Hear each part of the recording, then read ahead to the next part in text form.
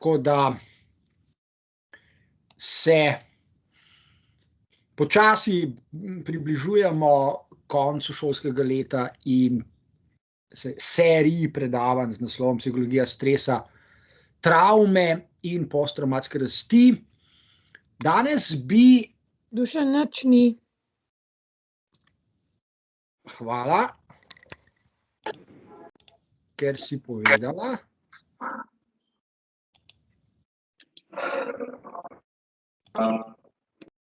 Kaj pa zdaj? Je. Odlično.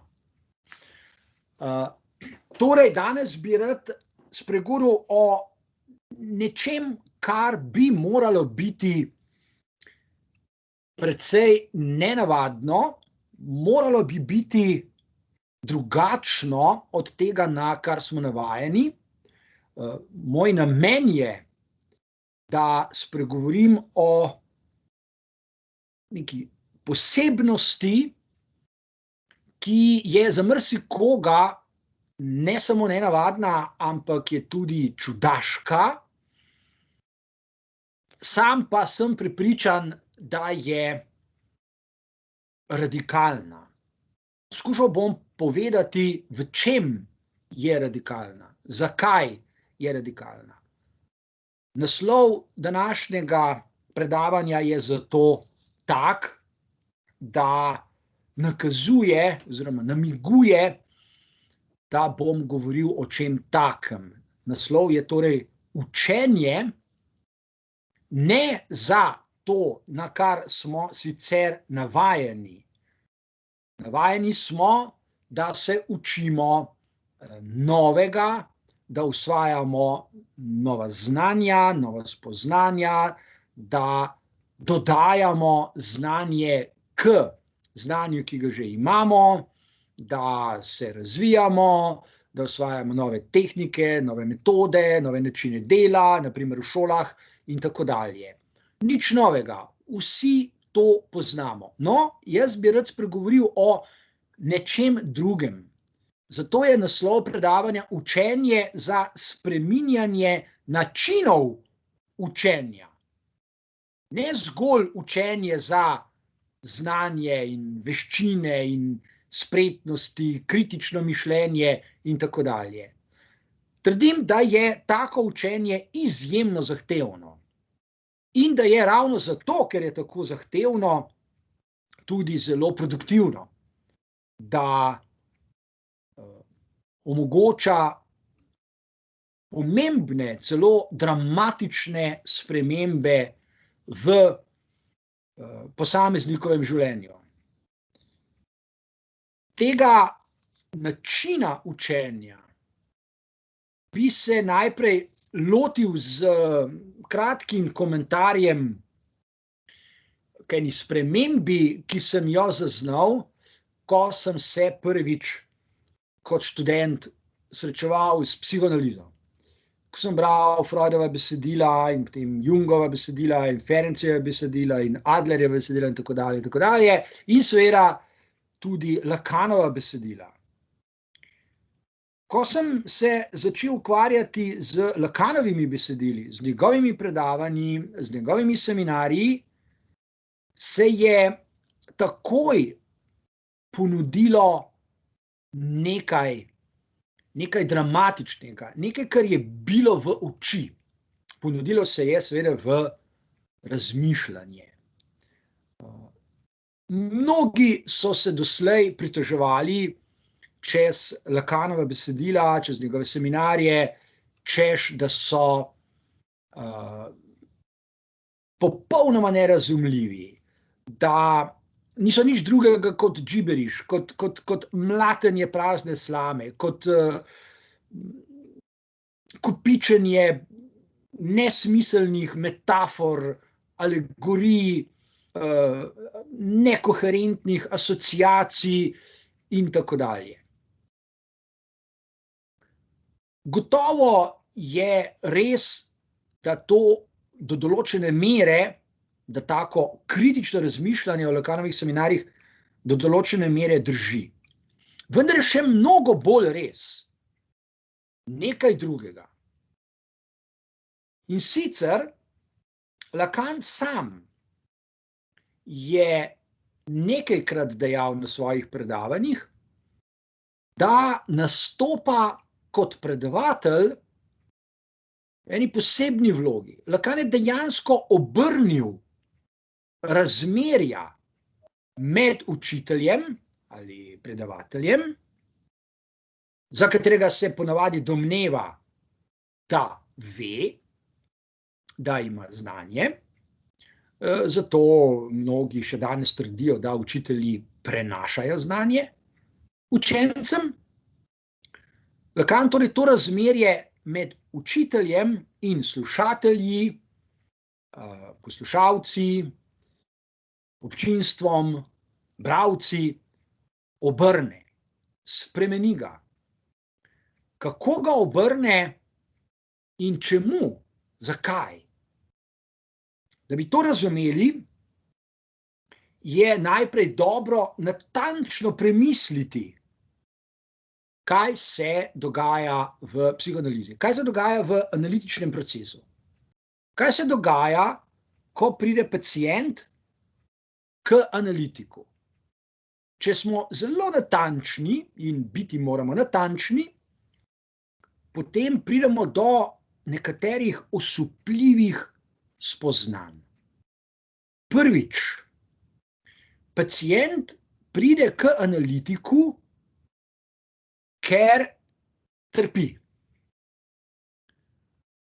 Ima določena vprašanja. Sooča se z izzivi, ki se jim ne zna približati tako, da bi bil zadovoljen. Prav gotovo pride pacient v analizo z določeno mero nezadovoljstva. Drugič, pacient verjame, da je analitik, kot je rekel Lacan, subjekt, za katerega se domneva ali predpostavlja, da ve. Torej, pacient postavlja analitika v posebno vlogo, ki je povezana z vednostjo.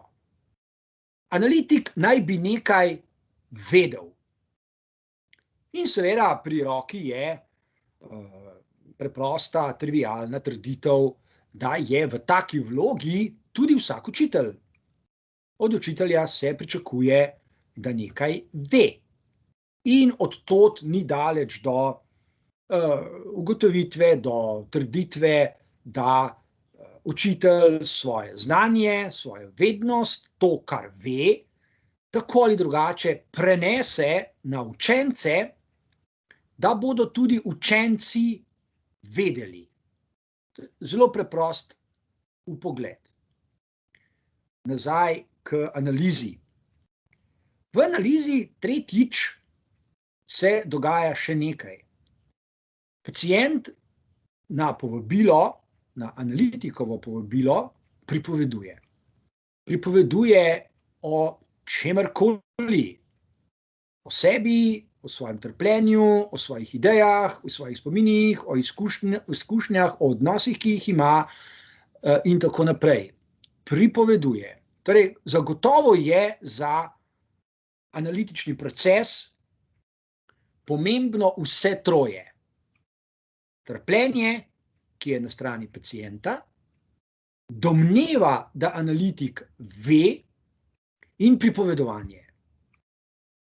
In še več, znano je tudi, da analitik posluša pacienta in mu ob priložnosti reče, naj pove še kaj več. Torej ga vabi k nadaljnjemu pripovedovanju. Zdaj je že trenutek, ko moramo odgovoriti na vprašanje, kaj potem dela v analizi analitik. Za pacienta vemo, zakaj je tam, čemu, kaj domneva, kaj pričakuje in kaj počne. Kaj počne analitik? Kaj je njegova naloga? Kaj je njegova dolžnost. Na tem mestu bi bilo smiselno napotiti k Lakanovemu 7. seminarju z naslovom Etika psihoanalize. In takoj je pri roki prvi odgovor, kaj je analitikova dolžnost. Njegova dolžnost je etična, je iz reda etičnosti. To je njegova prva dolžnost. To je pomembno. Njegova prva dolžnost ni, da nekaj ve, ker pacient domneva, da nekaj ve, in da to vednost v določenem trenutku seveda prenese, podobno kot učitelj, na pacienta, da bo še pacient vedel, na primer, kaj je resnica njegovega trpljenja. Naloga analitika je predtem etična. To je zelo pomembno spoznanje. Kaj pomeni etičnost? Kaj se pričakuje od analitika, če rečemo, da je njegova dolžnost etična? Prvi odgovor je, da analitik mora znati, to je tudi povezano z vednostjo, skrbeti za dobro. Dušan, Prosim. mi vidimo samo še vedno isti slajd. Kar je tudi čisto v redu. Aha, v redu. Aha, Prav. okej. No, ampak hvala za pripombo. Še vedno smo pri naslovu in komentiram naslov. Skušam torej povedati, zakaj je naslov tak, kakršen je, in zakaj Lacan obrne razmerje med učiteljem in učencem, zakaj torej predava na poseben način, in kasneje bom povedal, v čem je Lacanova posebnost. In kot sem rekel, do tega pridemo, če si najprej ogledamo natančno, kaj se dogaja v analizi. Analitik torej mora skrbeti za dobro. Med drugim seveda za pacientovo dobro. Ta njegova skrb je zavezana njegovim analitičnim zmožnostim, ki so te. Analitik posluša pacienta in mora znati dešifrirati, analizirati to, kar mu pacient ponuja. Kaj mu pacient ponuja, ko pripoveduje o sebi? Zlasti mu ponuja svoje simptome. Zaradi simptomov je tudi v analizi. In kot vemo, ker je to pokazal Freud, so simptomi šifre. To pomeni, da niso transparentne. Ni na prvi pogled razvidno, kaj simptom je. Simptom je vozel, je tvorba, ki jo moramo analizirati, šele po analizi vemo, kaj je posamezni simptom. Če samo pogledamo simptom, če slišimo pacienta pripovedovati o simptomu, še ne vemo, ne glede na to, koliko izkušenj imamo, kaj je ta šifra. Se pravi, analiza terja veliko časa. Zdaj pa lahko skočimo nazaj k Lacanu kot učitelju, kot predavatelju, ker to tudi je in ima seminar. Lacan pove, kaj počne kot predavatelj. In reče, jaz kot predavatelj nastopam kot pacient. Vi, slušatelji, pa ste lahko v vlogi analitika.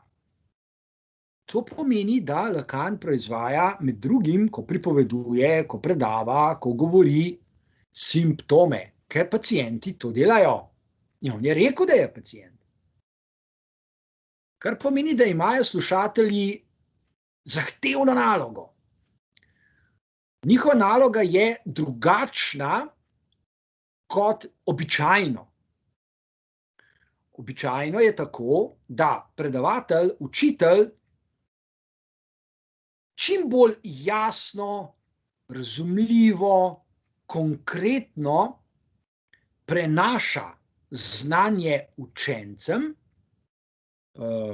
svoje znanje mora prilagoditi z metodami, s tehnikami, z didaktičnimi postopki tako, da bodo učenci čim lažje, brez posebnega napora, razumeli, o čem govori. In razvojni psihologi znajo potem povedati, kaj vse mora učitelj upoštevati, glede na razvojno stopnjo, na kateri posamezni učenec je. Zato učitelji vedo, da pouk v 1. razredu osnovne šole poteka drugače kot v 9. in drugače v 4. letniku, naprimer pred maturo, in spet drugače na univerzi. Seveda, razumljivo. Kot rečeno, Lacan zadevo obrne. Zakaj jo obrne? Čemu? Zakaj izpostavlja svoje poslušalce in svoje bralce tako zahtevni nalogi, kot je naloga analitika, ki posluša pacienta ure, tedne, mesece, včasih leta dolgo, da bi dešifriral simptome, ki mučijo pacienta. In mora imeti, da bi pri tem bil uspešen, ogromno znanja. Vemo, kakšen seznam področji, s katerimi se mora ukvarjati analitik, je napisal Freud, Lacan pa ga je še dopolnil. Torej, analitikova naloga je izjemno zahtevna, zato je težko biti analitik. Človek potrebuje leta usposabljanja in izobraževanja in študiranja in tako dalje, da bi bil lahko analitik. Zdaj pa Lacan kot učitelj, kot predavatelj predlaga, da bi bili njegovi slušatelji v tako zahtevni vlogi, kot je vloga analitika. Zakaj to naredi? No, to bi bil uvodni komentar k naslovu današnjega razmišljanja.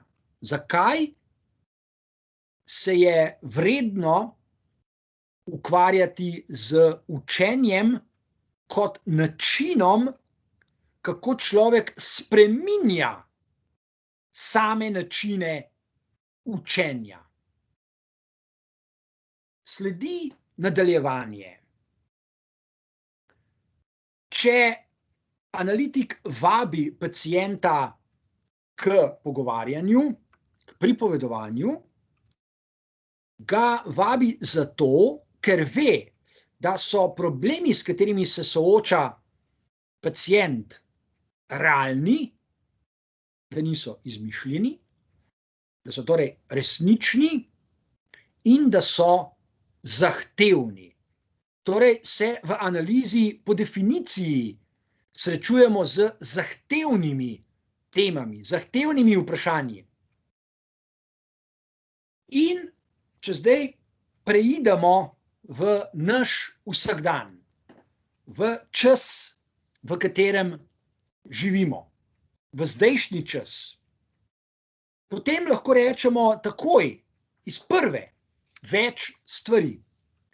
Ena je, da živimo v času, da živimo v okolju, v katerem je že nekaj časa del našega vsakdanjega sistema prepričanj besednjak, ki je na zaslonu.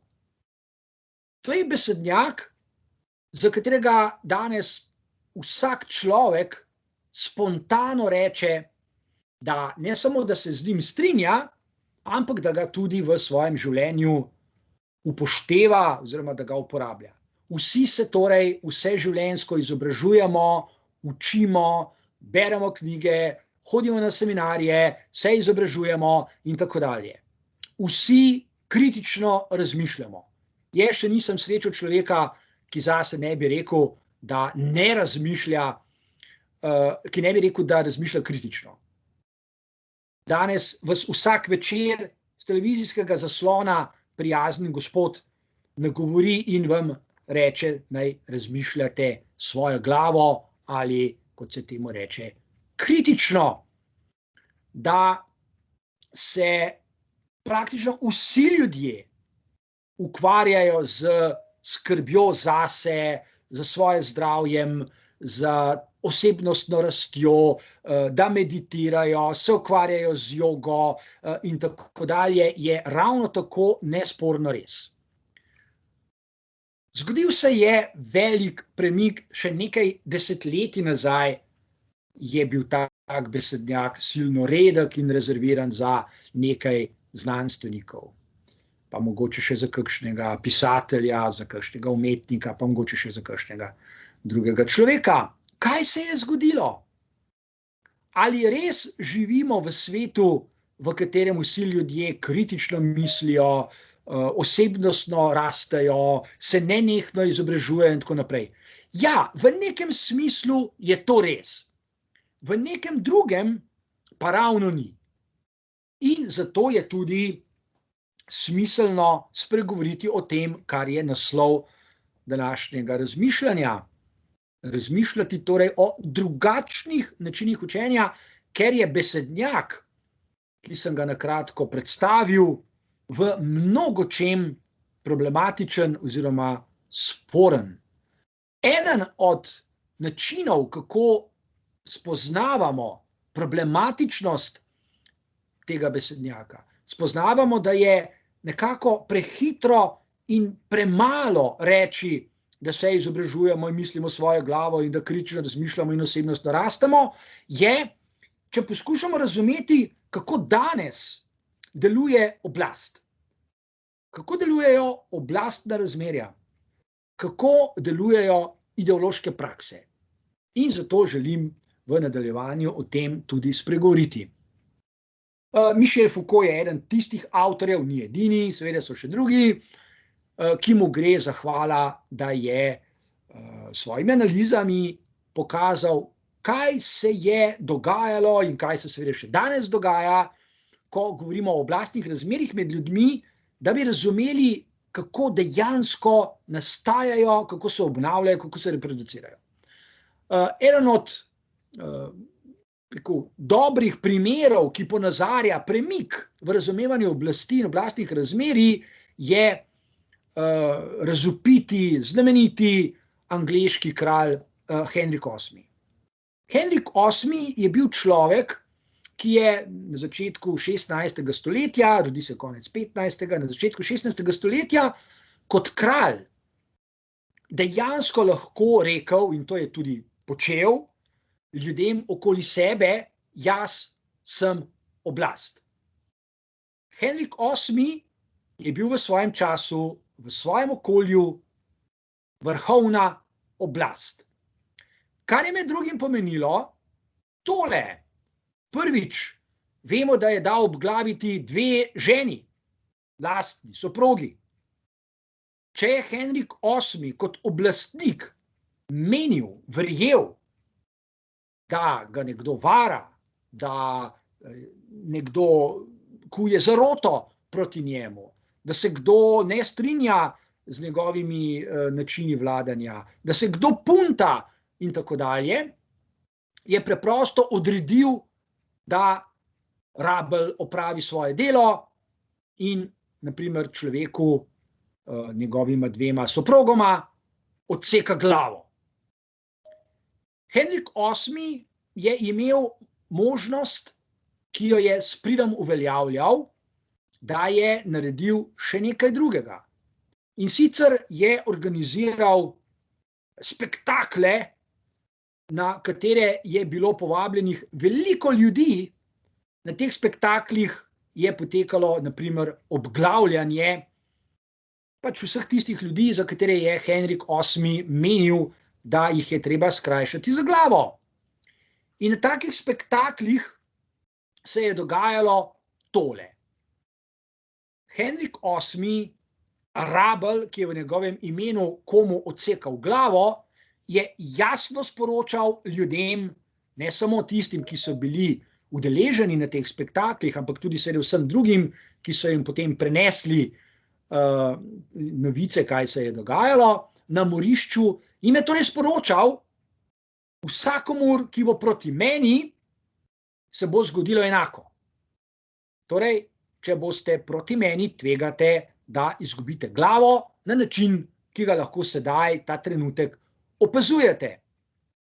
Torej, oblastno delovanje, ki ga zastopa Henrik VIII, je imelo zelo jasne koordinate. Vedelo se je, kdo je oblastnik, vedelo se je, kaj kdo od podložnikov sme in česa ne sme, in seveda Henrik VIII je itak vedel, kaj podložniki počnejo, ker je imel svoje ovaduhe, ki so nenehno se sprehajali med ljudmi in opazovali, kaj delajo, kako se pogovarjajo med seboj, kaj kdo reče, in so potem poročali vladarju. Foucault pokaže, da sodobna oblast še vedno obstaja, vendar da deluje bistveno drugače. Danes, razen morda, ne vem, v Severni Koreji, pa mogoče še kje, ni človeka, ki bi lahko rekel kot Henrik VIII, jaz sem oblast. In jaz odločam, naprimer, kdo bo živel, kdo bo pa skrajšan za glavo. Danes je oblast pravzaprav razpršena, pravi Foucault. Je nevidna, je utkana v tkanino našega vsakdanjega življenja. In enako velja za ideološke prakse. Ideološke prakse niso lažna zavest.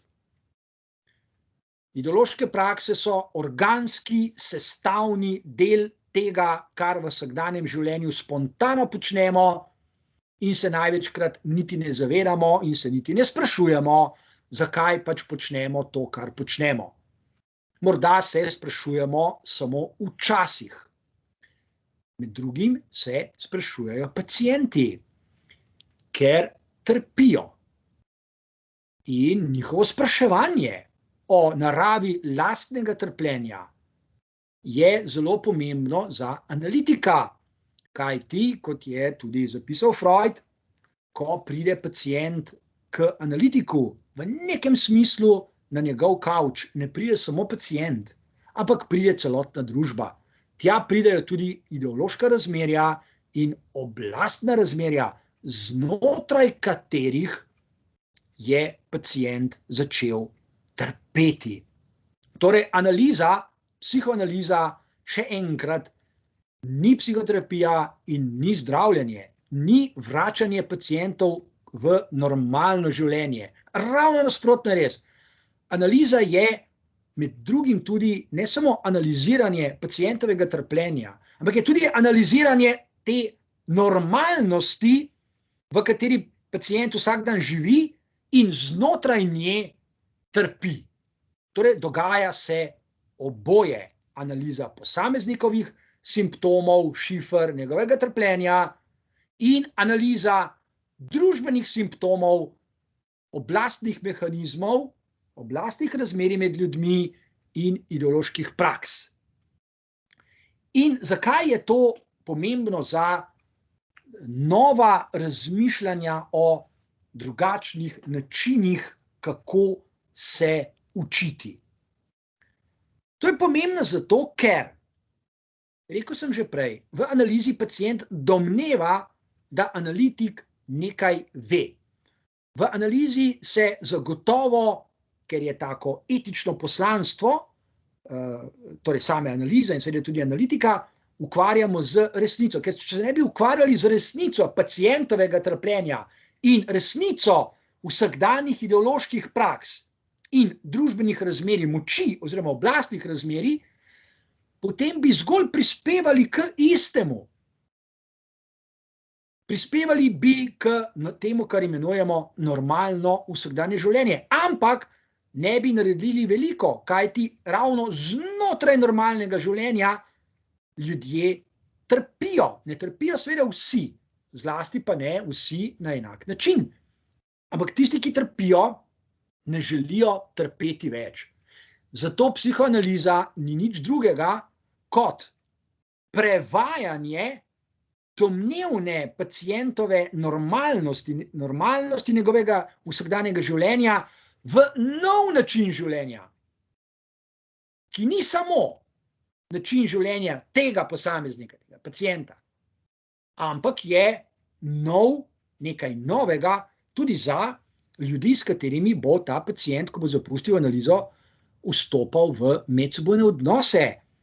Pacient bo želel vstopati v medsebojne odnose, v vsakdanjem življenju na drugačen način, kot je navajeno ljudstvo, kot so ljudje navajeni, kot to terjajo ideološke prakse ali oblastna razmerja.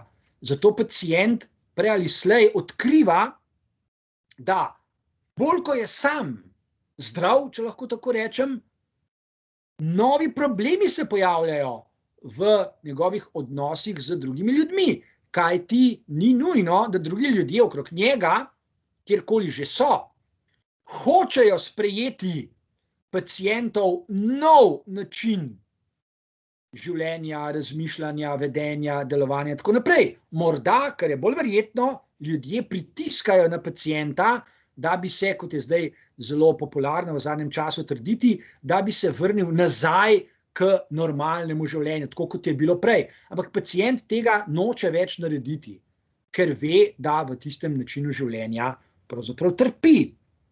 Zdaj, ali je v takem razumevanju vsakdanjega življenja mogoče odkrivati poleg ideoloških praks in nevidnih oblastnih razmerij še kaj drugega, na primer izkoriščanje ljudi je.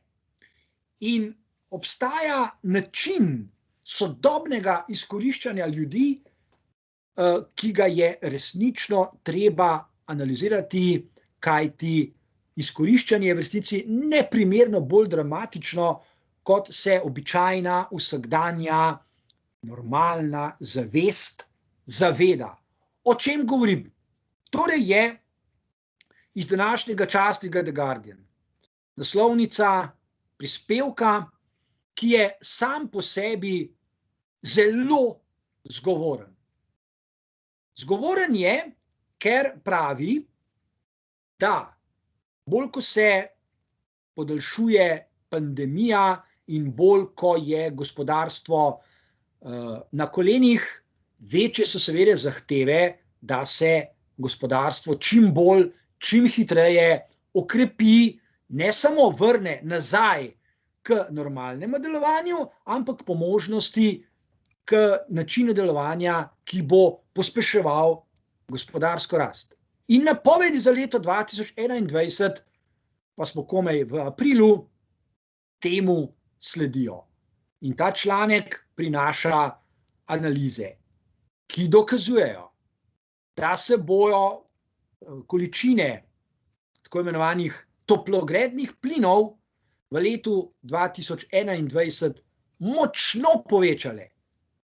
Bistveno bolj, kot so se do sedaj v letih, in tukaj je to tudi razvidno. Leta 2020 so se količine močno zmanjšale, ker je bilo gospodarstvo seveda zelo omejeno. Leta 2021, torej letos, bo pospešek večji kot v letih, tukaj vidimo na grafu oziroma na tej ponazoritvi od leta 1990 do sedaj, in bo pospešek primerljiv s pospeškom iz leta 2010, ki je sledil prejšnji gospodarski krizi, ki se je začela leta 2007, 2008 in tako dalje.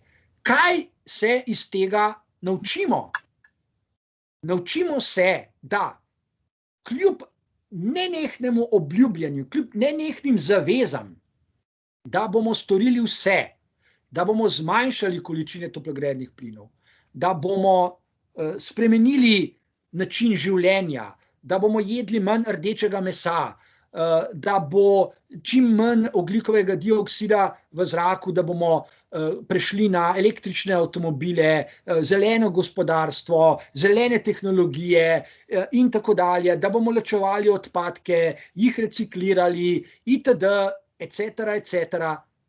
Kljub nenehnemu zagotavljanju, da bo tako, so podatki neizprosti. Dogaja se nekaj, kar je ravno nasprotno od tega, za kar prisegamo, da se bo moralo ali pa da se že dogaja. Tukaj na desni strani sicer vidimo, da se zlasti v razvitem svetu, tako na razvitem svetu, dejansko zmanjšujejo poraba, recimo vidimo tukaj graf, ki prikazuje porabo premoga v recimo najbolj razvitih, naprednih državah tega sveta, če jih lahko tako imenujemo. Hkrati pa vidimo, da se na primer na Kitajski z rdečo količina porabljenega premoga v zadnjih 20 letih potrojila, oziroma da se nenehno povečuje. Pa je to samo eden v vrsti podatkov. Vidimo torej velikanski razkorak med tem, kar naj bi v vsakdanjem življenju počeli, če sledimo obljubam ali pa besednjaku, ki sem ga prej na kratko orisal. Se pravi, ko trdimo, da kritično razmišljamo, se izobražujemo, razvijamo, rastemo duhovno, osebnostno, čustveno, kognitivno in tako dalje, skrbimo za gospodarstvo, za naravo, za živali, za sustainability, se pravi za trajnostni razvoj in tako dalje, se istočasno dogaja nekaj, kar temu očitno nasprotuje. Obstaja torej velika razlika med besednjakom, ki ga uporabljamo, med vednostjo o tem, kaj se dogaja v realnem svetu, kakšne so realne razsežnosti sveta, v katerem živimo,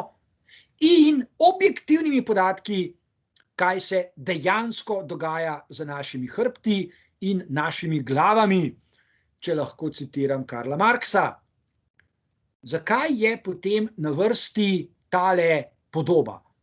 Ta podoba, kot veste, je januarja letos v trenutku obšla svet. Dobro vprašanje je, zakaj ravno ta podoba? Na podobi je Bernie Sanders.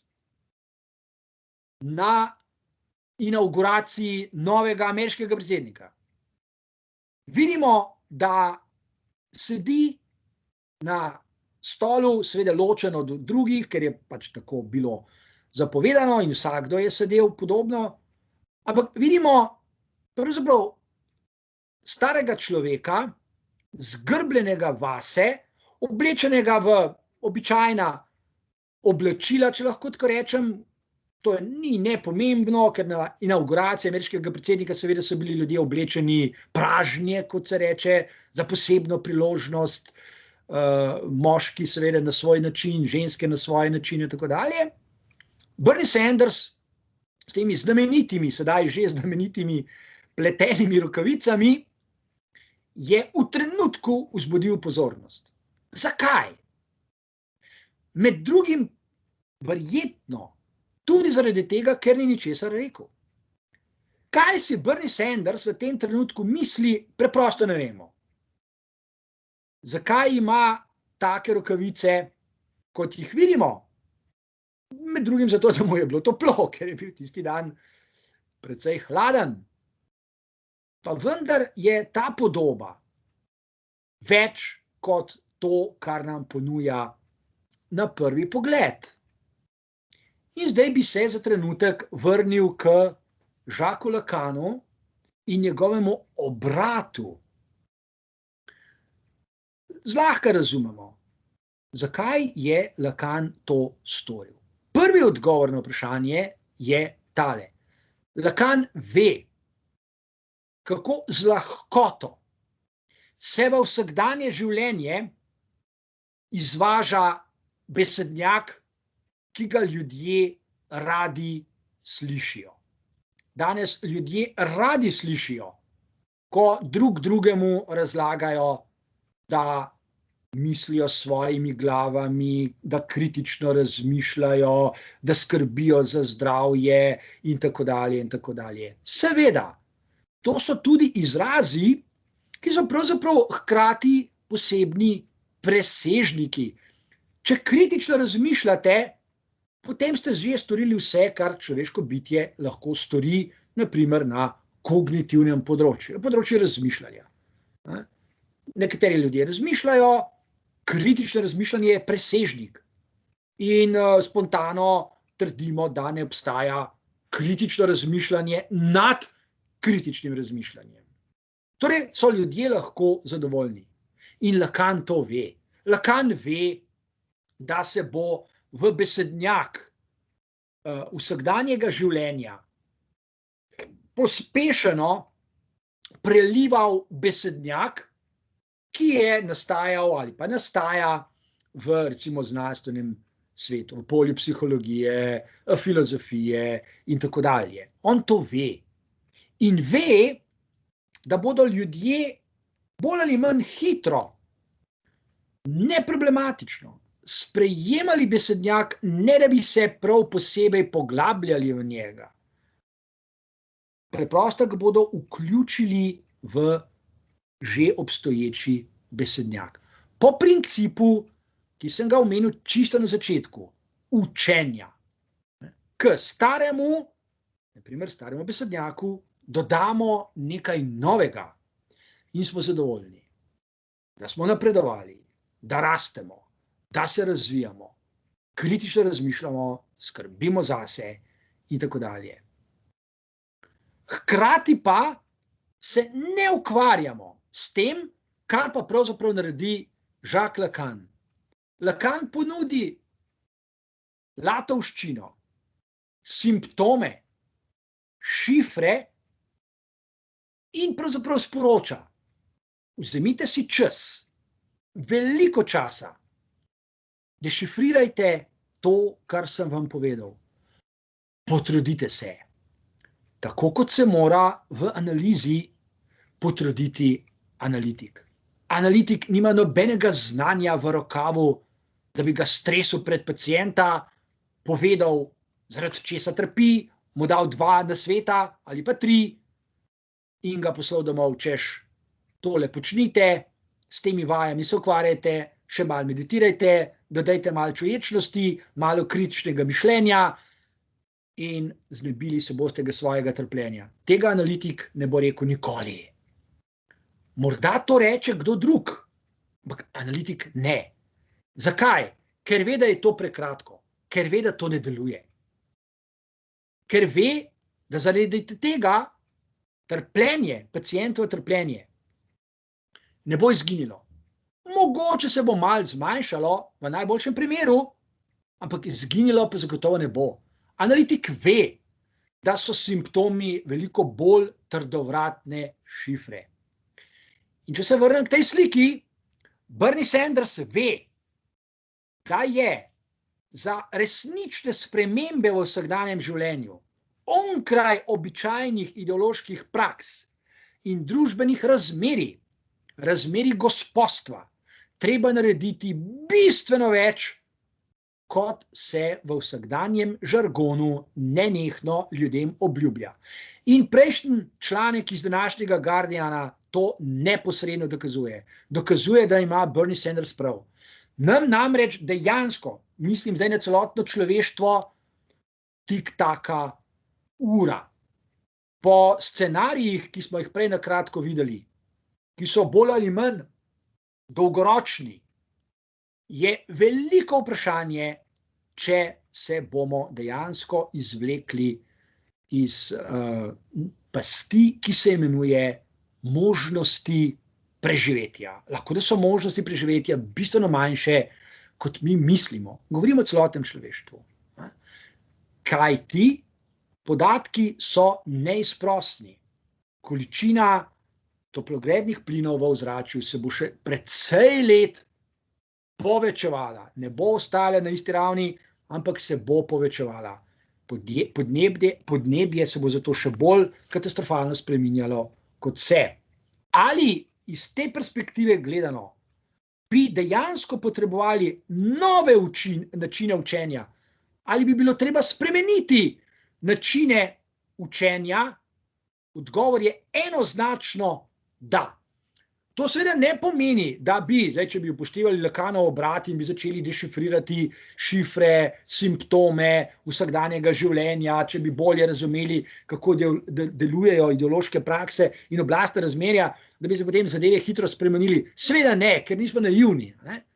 Ampak za začetek pa je to že zelo veliko. Se pravi, ponujam obrat v način razmišljanja. Ne, da pričakujemo, da nam bo nekdo nekaj povedal, da nam bo natrosil novega znanja, ampak da se lotimo šifer, s katerimi se srečujemo.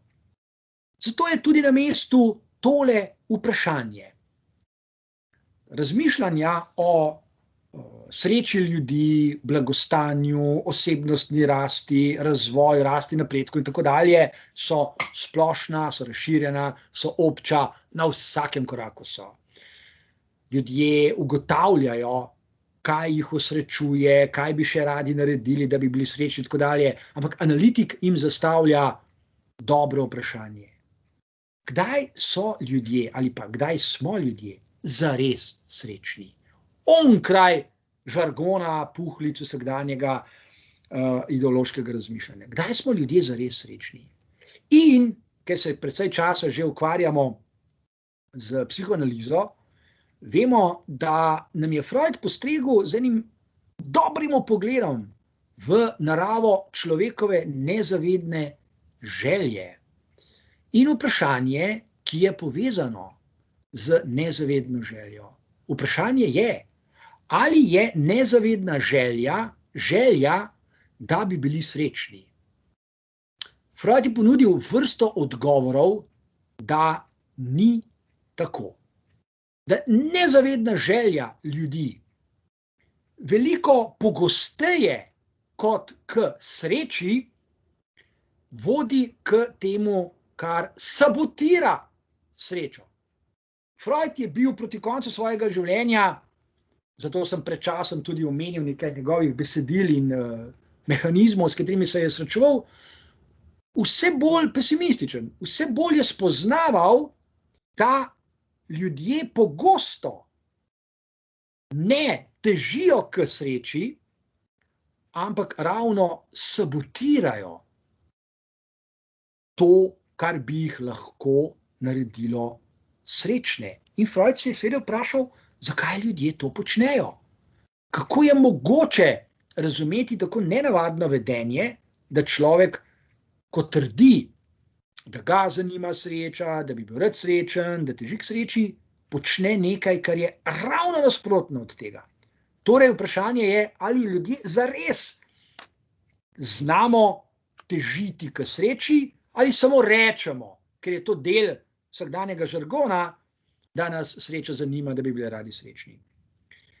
Še slabše je, če se za hip še vrnemo k analizi in se vprašamo, če analitika in seveda tudi pacienta zanima resnica pacientovega trpljenja.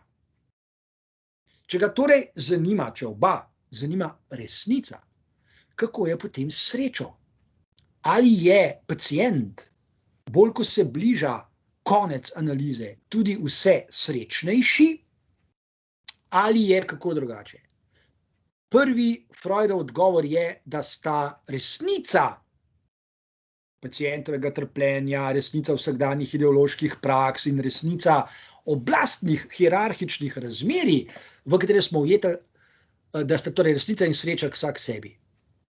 Da poznavanje resnice sveta in svoje eksistence ne vodi k sreči, ampak jo pravzaprav postavlja v novo luč. Spoznavanje resnice vsakdanjega življenja je hkrati namreč tudi spoznavanje tega, kar spontano sprejmemo prek ideoloških praks in verjamemo, da naprimer nas bo srečne naredilo kaj? Naprimer potrošništvo. In verjamemo, da je recimo sreča povezana s tem, da zadovoljujemo svoje želje. Ko govorimo o zadovoljevanju želje in o sreči, je zanimivo, lahko je tudi zabavno, lahko je celo hudomušno, če se za trenutek vrnem v svoje otroštvo oziroma mladost. Dovolj sem namreč star, ker sem otrok socializma, da to lahko naredim. Ne more vsak človek tega narediti, jaz to lahko naredim. In obstaja en zanimiv način razmišljanja, povezan z vprašanjem, ali smo bili ljudje takrat kaj bolj srečni kot danes. Ne vidi se to vprašanje popolnoma nesmiselno in zgrešeno. Danes bi verjetno ljudje spontano odgovorili, itak da ne. Danes smo bolj srečni, kot so bili recimo ljudje, otroci socializma, v 70-ih ali pa 80-ih letih prejšnjega stoletja.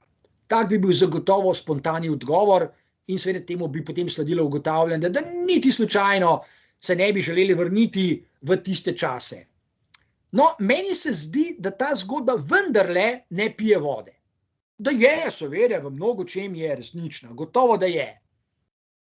Sam želim izolirati en sam dejavnik, ki pa mislim, da nam je lahko v korist, ko danes razmišljamo o sreči, zadovoljstvu, blagostanju in o tem, kako se naučiti biti ali pa postati zadovoljen ali pa srečen. Kateri element je ta?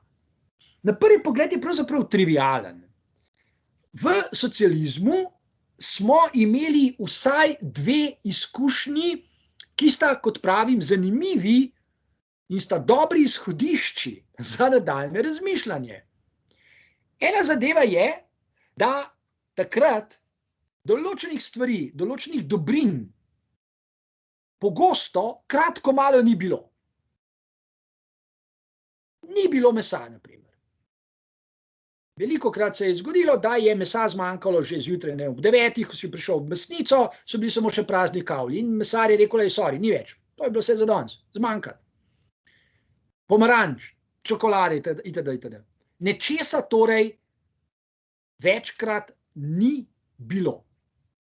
In druga zanimiva izkušnja iz socializma je, da v Jugoslaviji smo lahko, in tudi ne samo, da smo razmišljali, to smo tudi počeli, smo razmišljali takole. Res je, da pri nas česa ni, zato pa tamle na gnilem zahodu to imajo. Beri v Trstu, ali v Gorici, ali pa v Celovcu. In smo romali vsake toliko časa, recimo ob sobotah so se vile dolge kolone, pač tja na gnili zahod, po objekte želje, jih pobrali in hitro nazaj. In bili neizmerno srečni, oziroma vsaj zadovoljni, če že srečni ne. Druga izkušnja iz socializma pa je, da smo razmišljali tudi takole. Res je, da v Jugi česa ni, da se dogaja tudi kakšne grozne zadeve, ampak, jaz se zelo dobro tega spomnim, a veš, smo rekli drug drugemu, v Nemški demokratični republiki ali pa v Sovjetski zvezi, tam je šele zares hudo, tam pa sigurno se dogajajo še bolj grozne zadeve, ali pa v Albaniji recimo in tako dalje. Torej, vedno je obstajala neka druga država, kjer je bilo še veliko slabše kot pri nas. Zakaj je to lahko zanimivo za današnje razmišljanje o sreči, blagostanju in posttravmatski rasti? Povedal sem že neparkrat, da se v zadnjih 20 letih kar precej študij sooča z zanimivim pojavom in to je povečano stopnjo anksioznosti, zlasti pri mladih ljudeh. Stopnjo samomorilnosti. To so empirični podatki, so objektivni podatki. Stopnjo depresivnih stanj, potrošnjo antidepresivnih molekul, to so objektivni podatki. Nobene izmišljotine tukaj ni.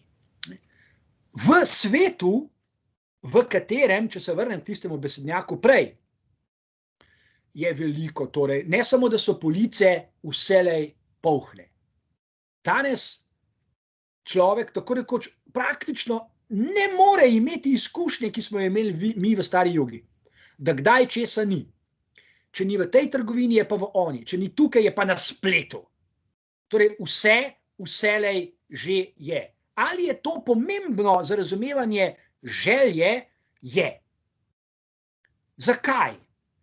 Zato, ker ko imamo ves čas na razpolago dobrine, najprej pride do zasičenosti, potem pride do zdolgočasenosti, pride do navajenosti. Ko imate v trgovini na razpolago en jogurt, kot smo ga imeli v jugi, imate pač en jogurt. Če si zaželite jogurt, greste v trgovino, ga kupite in greste domov. Ko imate na razpolago 18 vrst jogurtov, ste že malo frustrirani. Katerega naj vzamem? Kateri je boljši? Kateri je zdajle v tem trenutku zame najbolj koristen? In potem vam rečejo, da bo jutri na razpolago še 19. vrsta jogurta, pojutrišnjem 20. in pojutrišnjem 21. In potem vam grejo lasje po konci. Oziroma, zgolj dolgočasno ugotovite, ok, prav, imamo jih 18, pa jih bomo imeli pa 21, I don't care. Mislim, prav. Zakaj mi to pripoveduješ? Se pravi, z zasičenostjo pravzaprav želja začenja ugašati. Nobenega vznemirjanja ni več, nobenega hrepenenja ni več. Pravzaprav želja preneha biti želja. Ker želja, zdaj pa pride do izraza Freudovo spoznanje o naravi, o resnični naravi nezavedne želje. Želja je po definiciji zvezana manku nečesa. Po nečem, kar Lacan imenuje manko. In drobna vsakdanja izkušnja je, da če kdaj nečesa ni, potem morda še bolj hrepenimo po tem, da to nekega dne pa vendarle bo. In si še bolj želimo in čakamo, da bo ta dobrina prišla in v naših očeh dobiva na vrednosti, postaja pomembna. Danes, ko imamo na razpolago ogromno dobrin, se zdi, da nas zanima samo še najbolj spektakularna, nenavadna, absurdna, bizarna novost, pa še ta, ker jih je toliko, je vse manj zanimiva. Naša življenja v tej smeri, v tem smislu, če izhajamo iz narave želje, postaja pravzaprav vse bolj dolgočasno, vse manj zanimivo. Nič novega se v resnici ne zgodi. Kopičenje različic istega pač ne prinaša nečesa novega. Nečesa, kar bi našo željo, ali pa če rečem skupaj s Freudom, nezavedno željo, zares zaposlilo.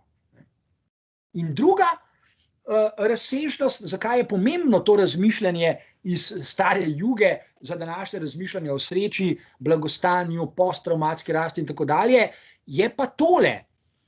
Bolj, ko smo zasičeni z dobrinami, z blagom, storitvami in tako dalje, bolj se dogaja še nekaj drugega.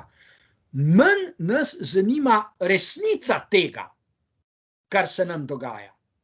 Preprosto, kot dobri potrošniki, sprejemamo na primer propagando, ki nam govori, kaj vse se bo zgodilo na trgu, kaj vse bo novega jutri, pojutrišnjem, čez pol leta in tako dalje. Zgolj sprejemamo, niti prav zadovoljni nismo zaradi tega, srečni tudi ne, pač zgolj ugotavljamo, ok, v redu, vse je prav to, vse je dobro, vse je koristno, vse je uporabno, ampak kot ljudje, kot osebnosti, kot duhovna bitja, kot simbolna bitja, smo pa v resnici frustrirani.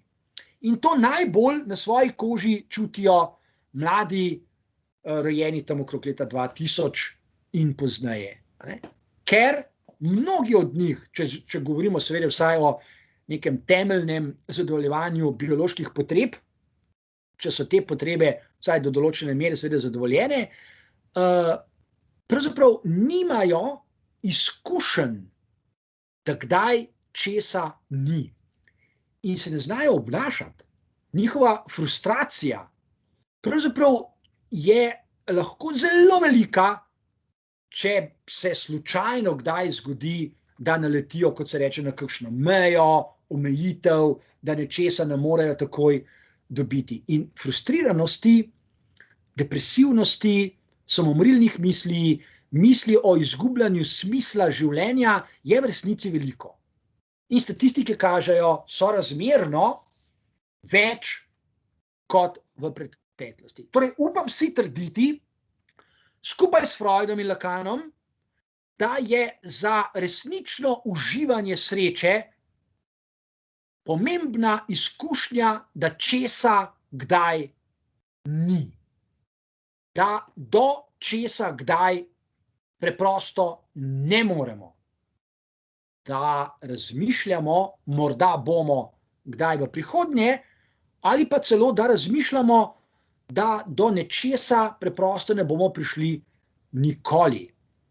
Z srečo, z občutenjem sreče je zato povezano doživljanje vrednosti lastnega življenja. To, da imam vse na razpolago, da bo jutri vsega še več, da bo vse raslo, vrednosti mojega življenja ne povečuje niti malo. Moje življenje ni zaradi tega vredno več prav nič. Vrednost življenja se izraža drugače, ne z količino objektov, predmetov, ki si jih lahko želim. In k temu zasičenosti sodobnega sveta je treba dodati še daljni odmev tega, o čemer sem prej spregovoril, ko sem dejal, da je analitikova dolžnost v analitičnem procesu najprej, preden govorimo o vednosti, o koristnosti analitikovega znanja za pacienta, je etika, je etičnost.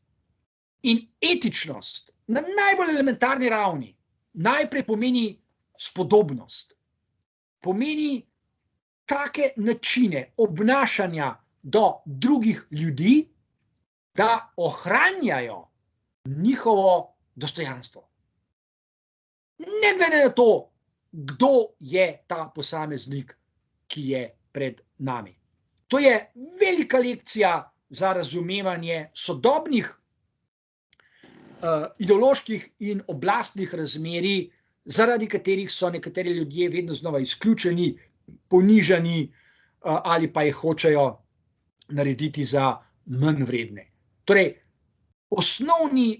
osnovna platforma za razumevanje etike je naučiti se biti spodoben do kateregakoli drugega človeka. In seveda vsaj potiram verjeti, da vsak drug človek lahko isto lekcijo sprejme, se jo nauči na enak način in lahko upamo, da bo spodoben do nas, da bo ohranjal naše dostojanstvo. In če je etičnost skrb za drugega, potem je zagotovo skrb za dostojanstvo drugega človeka. Seveda je pa s tem naše zadovoljevanje želja že zelo zamejeno, zelo omejeno. Vprašanje, ki sledi, je namreč tole. Kako ohranjam dostojanstvo drugega človeka ob zadovoljevanju lastnih želja? Zadovoljevanje lastnih želja je namreč lahko hitro zelo egoistično in zelo sebično početje. In pravzaprav sodobne ideološke prakse od nas to tudi pričakujejo. Pričakujejo, da poskrbi vsak zase. Skrb zase v tej perspektivi pa izključuje spodobnost kot način, kako ohranjam dostojanstvo drugega človeka. Jaz se lahko v celoti posvetim skrbi zase, to vzamem zares in pač skrbim zase. In me drugi človek radikalno ne zanima. In mi je preprosto vseeno za njegovo dostojanstvo. Čeprav seveda vstopam v odnose z njim, ker drugače ne gre, ker ne more vsak živeti na svojem planetu. V tem je sodobna etična katastrofa. Ta podoba je zgolj opomnik za vse to, o čemer sem spregovoril. Če se natančno, tega sicer zdaj ne bomo naredili, ampak če se natančno sprehodite po tej podobi, potem vidite razmerja med ljudmi, ki so izrazito hierarhična. Razmerja med ljudmi, ki pripadajo visokim družbenim slojem, ki imajo veliko denarja, veliko premoženja in razmerja do ljudi, ki nimajo tako rekoč ničesar, ki so delovna sila, suženjska delovna sila, ali pa seveda k temu bi lahko tudi dodali ljudi, ki sploh niso delovna sila, ki ne morejo biti delovna sila in tako dalje. In ko govorimo o sodobnih oblikah izkoriščanja ljudi, ker še vedno moramo o tem govoriti, je potreben še en premik. Dojeti moramo namreč še nekaj novega. Sodobno izkoriščanje ljudi poteka tudi kot uničevanje naravnih okolij, v katerih ljudje lahko živimo. Izkoriščanje ljudi ni samo to, kar vidimo tudi tukaj na tej podobi, ko je delovna sila vpeta v jarem, ko delavci prenašajo težka bremena, nekdo pa nad njimi vihti bič, jih priganja k delu in podobno, pač v luči Foucaultjevih raziskav, ki sem jih prej že omenil. Sodobno izkoriščanje, zlasti v recimo zelo razvitem svetu ali pa med ljudmi, ki predstavljajo vsaj srednji družbeni razred, je tako, da ga ljudje sploh ne prepoznajo kot izkoriščanje. Pripadniki srednjega družbenega razreda, recimo v sodobnih razvitih državah, tudi na Kitajskem, ne prepoznajo nobenega izkoriščanja več. In si rečejo, Marx je dokončno zastarel, nas nihče ne izkorišča, nihče ne vihti biča nad nami, delamo to, kar želimo delati, smo zadovoljni, so razmerno dobro plačani, trgovine so polne, kritično razmišljamo in smo spet tam, kjer smo že večkrat danes bili, pri rabi vsakdanjega ideološkega govora. Se pravi, lahko rečejo ti pripadniki, kje vidite kakšno izkoriščanje. Potem pa pogledamo na svet iz tiste perspektive, ki sem jo prej nakratko predstavil ob naslovnici današnjega članka iz časnika The Guardian. In vidimo, koliko izkoriščanja dejansko poteka, ne da bi se tega dovolj zavedali, v obliki uničevanja naravnih okolij, v obliki degradacije naravnih okolij, v obliki toplogrednih plinov, ki jih spuščamo v ozračje oziroma ki nastajajo in svinjajo ozračje, v obliki trdnih delcev, rakastih trdih delcev, zaradi katerih umre neprimerno več ljudi vsako leto, kot jih bo ali pa jih je letos umrlo zaradi pandemije novega koronavirusa. In tako dalje, in tako dalje. Se pravi, pred našimi očmi, medtem ko mi kritično mislimo, osebnostno zorimo, skrbimo za svoje zdravje in tako dalje, veliko okolja, naravnega okolja, v katerem edino lahko živimo, ker imamo zaenkrat na razpolago samo en planet, propada.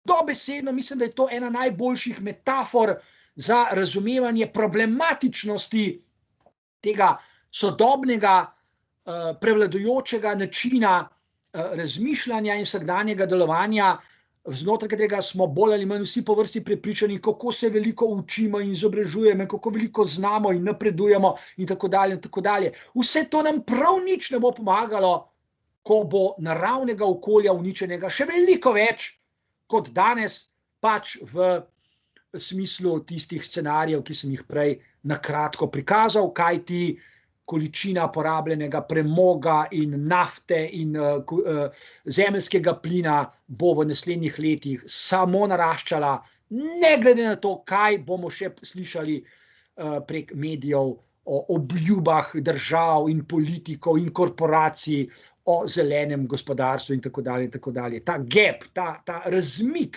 ne, bo še veliko večji, kot je danes. In seveda, zdaj bi lahko tudi na kratko naredili še eno refleksijo tega, kar sem doslej povedal, ko govorim o razhajanju, o razmiku, o gapu, o razlikah, o breznu, bi to na kratko ponazoril takole. Z črno so označene besede, ki predstavljajo temeljne koordinate naših sodobnih vsakdanjih življenj. In besednjak, na katerega se spontano sklicujemo vsak dan, zajema besede, kot je znanje, vednost, izobraževanje, kritično razmišljanje, vrednote seveda. Vsak človek zna našteti, za katere vrednote danes smo, katere vrednote prevladujejo v naših življenjih, kako je dobro, da prevladujejo vrednote, kako vzgajamo mlade ljudi v duhu takih vrednot, kako poučujemo mlade ljudi in prenašamo znanje v luči takih vrednot, kako pomembno je skupno življenje, solidarnost je pomembna, inkluzija je pomembna, inkluzivnost, vključevanje, vsi ljudje morajo biti, demokracija morajo biti vključeni in tako dalje in tako dalje. To je sestavni organski del, to je temeljna, osnovna tkanina naših vsakdanjih življenj. Glede tega ni pravzaprav povedati kaj novega. Hkrati pa, ne da bi se veliko ljudi zavedalo, da se to dogaja, se dogaja to, kar je označeno z rdečimi besedami. Danes boste zelo redko kdaj naleteli na resne, poglobljene, dobre analize oblastnih razmerij, sodobnih, oblastnih, nevidnih, sofisticiranih oblastnih razmerij, ki se dogajajo na tak način, kot ga zaznamuje Foucaultov koncept mikrofizika oblasti. Tega Foucaultovega besednjaka danes praktično ni več, čeprav je izjemno uporaben. Ravno tako ne boste naleteli na razumevanje ideologije kot tkanine vsakdanjega življenja. Morda bo še kdaj kdo kritično pripomnil, da se je Marx motil, ker je mislil, da je ideologija napačna zavest, in bo potem kritično dodal, da ljudje nimajo nobene napačne zavesti, da je njihova zavest čisto v redu, ampak to ni ideologija. Ideologija ni napačna zavest. Ideologija je spontana vsakdanja zavest o tem, kar počnemo, o tem, kar imamo med seboj, samo da je že zavita v besednjak, o katerem danes ves čas govorim, in ga ne prepoznamo kot ideološkega. Ravno nasprotno, mislimo, kako razsvetljen je, pa ni. Drugič, redko kdaj boste naleteli na dobre, poglobljene analize ekonomskih procesov, ki obvladujejo naša vsakdanja življenja. Seveda ekonomskega besednjaka in žargona je tam kakor hočete, zlasti tistega, ki podpira ekonomsko rast in kaj vse moramo narediti in reševati banke in korporacije in zavarovalnice in vlagati v sklade in varčevati in tako dalje, ampak ne govorim o tem. Govorim o resnih, poglobljenih analizah ekonomskih mehanizmov, ki so sicer nevidni. Zelo veliko znanja je treba imeti, da prepoznamo, kako danes ekonomski mehanizmi, gospodarski mehanizmi omogočajo še naprej, kot sem prej omenil, izkoriščanje ljudi, izkoriščanje narave in kopičenje premoženja, dobičkov v rokah elit. Sej ni težko se dokopati do podatkov, kako se razlike med ljudmi, ki imajo ogromno in ljudmi, ki nimajo nič ali imajo zelo malo, iz dneva v dan povečujejo. Se pravi, mora obstajati razlog, ki nam pove, zakaj se povečujejo, in seveda morajo obstajati analize, ki nam povedo, kako se to dogaja. In seveda še slabše je z geostrateškimi analizami našega vsakdanjega življenja, razen tega, da vemo nekaj o tekmovanju med velikimi silami, kot so Rusija, Kitajska, Združene države Amerike, pa mogoče še Indija ali pa še kakšna druga država je zraven kdaj omenjena, Evropska skupnost, ne slišimo kaj prav dosti. Resnih, poglobljenih analiz že ne. Je pa veliko paranoičnih analiz, teorij zarote, različnih mnenj, ki jih imajo ljudje, ki so prekratki, ki ne dosežejo teh globin. In za konec bi rad na kratko še spregovoril o izvrstnem kratkem besedilu, ki ga je pred časom, lansko leto, priobčil francoski filozof Etienne Balibar. Pritegnil je mojo pozornost že z naslovom, kaj pravzaprav danes, leta 2020, pomeni biti človek. Ali pa seveda, ker je vprašaj na koncu biti človek, kako biti človek? Kako danes biti človek? Glede to, da je prispevek napisal Etienne Balibar, starosta filozofskih razprav v sodobnem času, bi lahko že na začetku rekli, da vprašanje najbrž ni čisto naivno, da ima Etienne Balibar dobre razloge, da se sprašuje, kako biti človek, oziroma kaj pomeni biti človek, oziroma kaj to pomeni, če danes nekdo trdi, da je človek.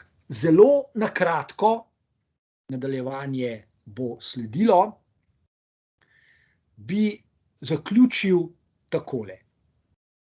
Če zagovarjam potrebo po učenju kot spreminjanju načinov učenja, če torej zagovarjam nove načine analiziranja sodobnega sveta, ideoloških praks, oblastnih razmerij in vsakdanjega žargona, potem lahko dodam tale komentar k 3 koordinatam vprašanja, kaj pomeni biti človek danes, ki jih začrta Etienne Balibar.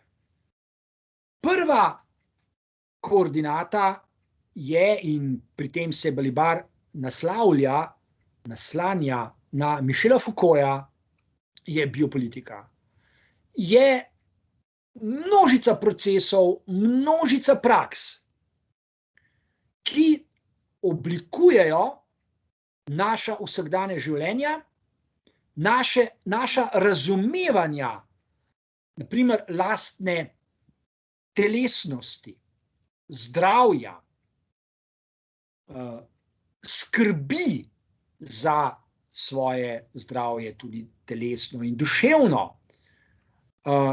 skrbi za medsebojne odnose. Torej, biopolitika ali pa morda celo biopolitike so močan vzvod za razumevanje tega, kar imamo ljudje med seboj danes, zato ker je tako veliko ideoloških praks, tako veliko žargona, za katerega se zdi, da nam neposredno ponuja recepte za zdrav način življenja, kot sem že prej rekel, osebnostno rast in tako dalje, čeprav je vse to, zato je izraz biopolitika na mestu, namenjeno predvsem ohranjanju hierarhičnih družbenih razmerij. In ko govorimo o hierarhičnih razmerjih, bi se še enkrat vrnil k analitiku in razmerju med pacientom in analitikom. Čeprav pacient domneva, da analitik nekaj ve, razmerje med pacientom in analitikom niti za trenutek ni hierarhično. Analiza je absolutno proces, v katerem se ne more zgoditi to, kar se dogaja vsak dan v življenju. Dogajajo se hierarhična, oblastna, gospodstvena razmerja, znotraj katerih ljudje med seboj tekmujejo, se dokazujejo, dokazujejo, kdo je močnejši, kdo je podrejen, kdo je nadrejen in tako naprej. Vsega tega v analizi kratko malo ni. Zato še enkrat poudarjam, prva analitikova dolžnost je etična. Skrbeti za dobro v tej luči pomeni ali pa pomeni vse, kar onemogoča hierarhična razmerja med ljudmi. To je moja definicija etičnosti psihoanalize.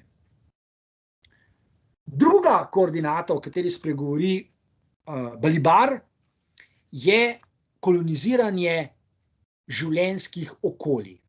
Ko govori o koloniziranju, zavzemanju, okupiranju življenjskih okolij, misli na oboje. Misli na naravna okolja, o čemer sem spregovoril malo prej. Naravna okolja, se pravi črpanje nafte, degradiranje naravnih okolij, sekanje gozdov in tako dalje. In misli na koloniziranje naših življenjskih okolij, v katerih pač ljudje živimo, tudi če ne živimo v naravi. Se pravi, okupiranje vseh okolij, v katerih bivamo, ne samo ljudje, ampak vsa živa bitja. Pomislite samo na neverjetno izčrpavanje oceanov in količino rib, naprimer, ki jih vsak dan potegnejo ribiči iz morij in tako naprej. Koloniziranje sodobnih življenjskih okolij je vsaj paradoksno, da ne rečem absurdno, tudi zato, ker znotraj tako koloniziranih okolij ljudje verjamemo, da se učimo vse življenjsko, naprimer, upravljati s seboj, svojim zdravjem, osebnostno rastjo, medsebojnimi odnosi in tako dalje, ne da bi razmišljali, da se vse to dogaja, ker se v tem ni nobenega dvoma, znotraj okolij, ki jih naddoloča to, kar imenuje Balibar koloniziranje, okupiranje ali celo zasičenost življenjskih okolij. In tretja Balibarjeva koordinata, na katero opozarja, se imenuje nekropolitika.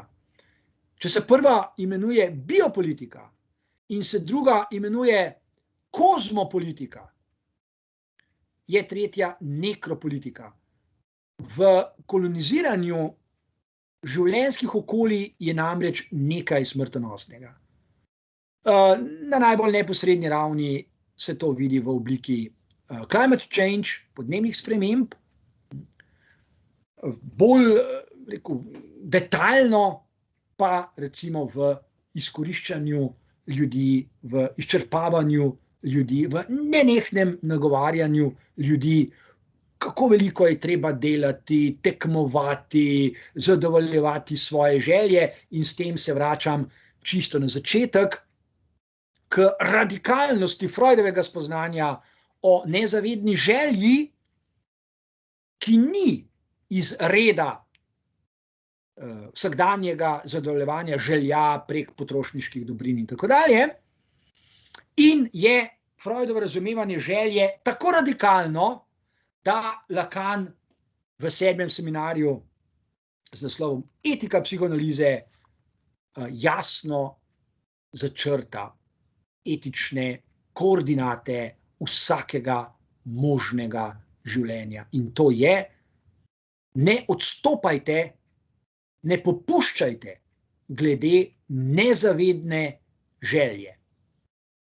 V luči današnjega razmišljanja naj dodam še odgovor, kaj bi to lahko bilo, kaj pomeni vztrajati pri nezavedni želji. Zelo preprosto rečeno pomeni vztrajanje tole. Če je objekt želje manjko objekta želje, potem v vsakdanjem življenju, da bi bili srečni, zadovoljni, da bi resnično lahko govorili o osebnostni rasti, duhovni rasti, razvoju in tako dalje, vsaj včasih nečesa ne sme biti. Sicer želja kratko malo preneha biti želja. Ali še drugače, nezavedna želja je paradoksna, ker je vselej že zadovoljena. Manjko objekta želje namreč, v tem je paradoks, vselej že obstaja.